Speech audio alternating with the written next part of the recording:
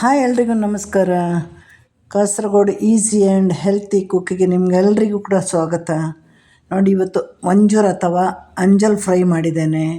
ಇದು ಈಗ ಈ ಒಂದು ಸೀಸನಲ್ಲಿ ತುಂಬ ಕಾಸ್ಟ್ಲಿ ಮೀನಿದೆ ಈಗ. ಹಾಗೆ ನಾವು ಒಂದು 3 ಪೀಸ್ ಅಷ್ಟೇ ತಂದದ್ದು.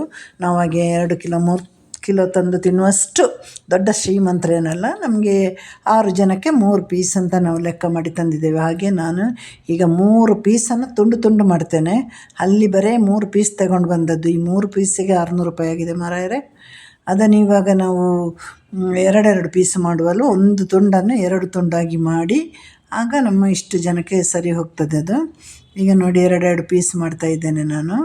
ಇದಕ್ಕೆ ಮನೆಯಲ್ಲೆಲ್ಲ ಮಾಡಬೇಕಂದ್ರೆ ನಮ್ಮ ಬಿಸಕತ್ತಿ ತುಂಬ ಶಾರ್ಪ್ ಇರಬೇಕು, ಇಲ್ಲಾಂದ್ರೆ ಅದು ಪುಡಿ ಆಗ್ತದೆ. ಪುಡಿ ಆದರೆ ಮತ್ತೆ ಫ್ರೈ ಮಾಡಿದರೆ ಚೆಂದ ಕಾಣೋದಿಲ್ಲ.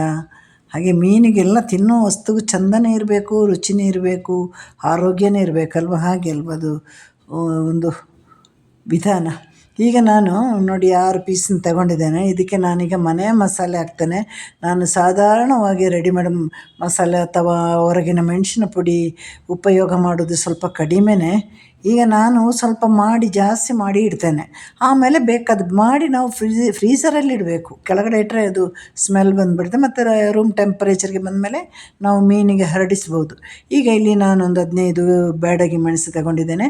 ಉರಿಲಿಕ್ಕಿಲ್ಲ, ಅದೇ ಅಳತೆಗೆ ನಾನು ಗುಂಟೂರು ಮೆಣಸಿನಕಾಯಿ ತಗೊಂಡಿದ್ದೇನೆ. ಇದನ್ನು ಯಾವುದನ್ನು ಖಂಡಿತವಾಗಿ ಉರಿಬಾರ್ದು, ಅದ್ರಲ್ಲಿ ತೊಳಿಬೇಕು. ಈಗಿನ ಮೆಣಸಿನಕಾಯಲ್ಲೆಲ್ಲ ಧೂಳು ಕೂತಿರುತ್ತೆ, ಹಾಗಾಗಿ ತೊಳಿಬೇಕು. ಈಗ ಒಂದು ಸಣ್ಣ ನಿಂಬೆ ಗಾತ್ರದಷ್ಟು ಹುಣಸೆ ಹಣ್ಣು, 1.5 ಸ್ಪೂನಷ್ಟು ಅರಿಶಿನ ಪುಡಿ. ಇದು ಬಂದು ಎಲ್ಲ ಮೀನಿಗೂ ಆಯಿತು. ಇದರಲ್ಲಿ ನಾನು 3 ಥರ ಮೀನು ಫ್ರೈ ಮಾಡಲಿಕ್ಕಿದೆ. ಇದಕ್ಕೆ ಬೇಕಾದಷ್ಟು ತೆಗೆದು ಮತ್ತೆ ಫ್ರೀಝರಲ್ಲಿ ಇಡೋದು. ಇದನ್ನೀಗ ನೈಸ್ ಹಾಕಿ ನೀರು ಹಾಕಿ ಚೆನ್ನಾಗಿ ಕಡಿಬೇಕು. ಯಾಕಂದ್ರೆ ತುಂಬ ನೀರಾಗಬಾರ್ದು ಕಡಿಯುವಾಗ, ತುಂಬ ಗಟ್ಟಿನೂ ಅಲ್ಲ. ಒಂದು ನಮ್ಮ ಉದ್ದಿನ ಹಿಟ್ಟಿಗಿಂತ ಸ್ವಲ್ಪ ಗಟ್ಟಿಯಾಗಿ ಚೆನ್ನಾಗಿ ಕಡಿದು ನೈಸಾಗಿ ಕಡಿದು ತೆಗಿಬೇಕು. ಬೇಕಂದರೆ ಮತ್ತೆ ಸ್ವಲ್ಪ ನೀರು ಹಾಕಿ, ಮೊದಲೇ ನೀರನ್ನು ಹಾಕೋದು ಬೇಡ. ಹಾಗೆ ಚೆನ್ನಾಗಿ ನೈಸ್ ಮಾಡಿ ನೋಡಿ. ಒಂದು ಪಾತ್ರೆ ಈಗಿನ ಮೀನಿಗೆ ಎಷ್ಟು ಬೇಕೋ ಅಷ್ಟು ತಗೊಂಡು ಫ್ರೀಝರಲ್ಲಿ ಇಡಿ. ಹಾಗಾದರೆ ಮೆಣಸಿನ ಪುಡಿಗಿಂತ ಚೆನ್ನಾಗಿ ಬರ್ತದೆ ಗೊತ್ತಾ. ಮೆಣಸಿನ ಪುಡಿ ಅಂದ್ರೆ ಎಲ್ಲ ಮಿಕ್ಸ್ ಅಲ್ವ ಈಗ. ಹಾಗೆ ನಮ್ಮ ಇದರಲ್ಲಿ ಮಿಕ್ಸ್ ಇರೋದಿಲ್ಲ, ನಾವು ತೊಳೆದು ಕಡಿಯೋದು.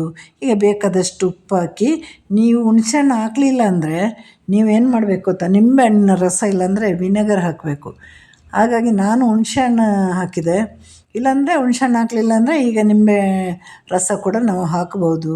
ಈಗ ಮೀನನ್ನು ತಗೊಂಡು ಅದಕ್ಕೆ ಎಷ್ಟು ಬೇಕಷ್ಟು ಮಾತ್ರ ಖಾರ ಹಚ್ಚಿಬಿಡಿ. ಅಂದರೆ 2 ಭಾಗಕ್ಕೆ ಚೆನ್ನಾಗಿ ತಾಗಬೇಕು, ಇಲ್ಲಾಂದರೆ ಚೆಂದ ಕಾಣೋದಿಲ್ಲ. ಅದು ಚೆಂದ ಕಾಣೋದು ಮಾತ್ರ ಅಲ್ಲ, ರುಚಿ ಕೂಡ ಆಗಿರೋದಿಲ್ಲ. ಒಳ್ಳೆ ಖಾರ ತಾಗಬೇಕಲ್ಲ ಮೀನಿಗೆಲ್ಲ. ಭಯಂಕರ ಖಾರ ಅಲ್ಲ ಅಂದ್ರೂ ಒಳ್ಳೆಯ ಖಾರ ತಾಗಬೇಕು. ನೋಡಿ, ಇದಕ್ಕೀಗ ಹರಡಬೇಕು. ಇಷ್ಟು ಈ ಸೈಜಿಗೆ ನೀವು ಅದನ್ನು ಪಾಕ ಮಾಡಿ ಇಡಬೇಕು ನಮ್ಮ ಮಸಾಲೆಯನ್ನು, ಆಯಿತಾ. ಈಗ ನೋಡಿ, ಇದಕ್ಕೆ ಎಷ್ಟು ಬೇಕಷ್ಟೇ ಹಚ್ಚಬೇಕು. ಇದನ್ನು ನಾವು ಏನು ಹಾಳಾಗದಾಗೆ ಫ್ರೀಝರಲ್ಲಿ 15 ದಿನ 20 ದಿನ ಇಡ್ಬೋದು, ಏನಾಗೋದಿಲ್ಲ. ಫ್ರೀಝರಲ್ಲಿ ಇಡಬೇಕು. ರೂಮ್ ಟೆಂಪರೇಚರ್ಗೆ ಬಂದಾಗ ಸ್ವಲ್ಪ ತೆಗಿಬೇಕು, ಬಾಕಿ ಉಳಿದದನ್ನು ಫ್ರೀಝರಲ್ಲಿ ಇಡಬೇಕು. ಹೀಗೆ ಮಾಡಬೇಕು. ಈಗ ಹೀಗೆ ಒಂದು ಮ್ಯಾರಿನೇಟ್ ಮಾಡಿ ಒಂದು 45 ನಿಮಿಷದಿಂದ 1 ಗಂಟೆ ಹಾಗೆ ಇಡಿ. ಆಗ ಮೀನು ಚೆನ್ನಾಗಿ ಒಂದು ಚೆಂದಕ್ಕೆ ಅದು ಉಪ್ಪು ಖಾರ ಹುಳಿ ಎಲ್ಲ ಎಳ್ಕೊಳ್ತದೆ. ಇಲ್ಲಾಂದರೆ ಏನಾಗ್ತದೆ ಗೊತ್ತದು, ಮೀನು ಒಂದು ಯಾವುದು ಉಪ್ಪು ಖಾರ ಹುಳಿ ಇಲ್ಲಾಂದರೆ ನಮಗೆ ಒಂದು ರೀತಿ ತಿನ್ನಲಿಕ್ಕೆ ಸರಿ ಬರೋದಿಲ್ಲ. ಅದು ಮೀನಿಗೆ ಒಳ್ಳೆ ಉಪ್ಪು ಖಾರ ಹುಳಿ ಅರಿಶಿನ ಪೌಡ್ರ್ ಎಲ್ಲ ಮಿಕ್ಸ್ ಆಗಬೇಕು. ಹಾಗೆ ಮನೆ ಮೆಥಡಲ್ಲಿ ಹೇಗೆ ಮಾಡೋದು ಅಂತ ನಿಮಗೆ ನಾನು ಕೊಟ್ಟಿದ್ದೇನೆ. ಈಗ ತೆಂಗಿನ ಎಣ್ಣೆ ನಾನಿವತ್ತು ದೋಸೆ ಚಟ್ಟಿಗೆ ಬರೀ 1.5 ಸ್ಪೂನ್ ಎಣ್ಣೆ ಹಾಕಿದ್ದೀನಿ ನೋಡಿ.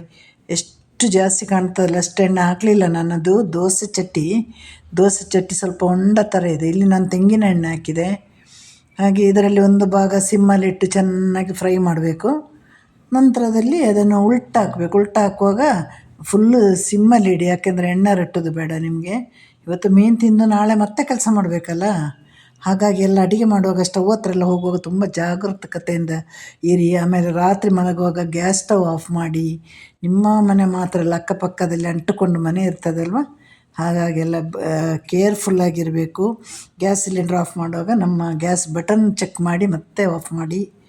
ಬೆಳಿಗ್ಗೆದ್ದು ಯಾವುದೋ ನಿದ್ದೆ ಮೂಡಲ್ಲಿ ಬಂದು ಹಾಗೆ ಆನ್ ಮಾಡಿದರೆ ಕಷ್ಟ ಆಗುತ್ತೆ. ಈಗ ನೋಡಿ, ಫ್ರೈ ಆಯಿತು.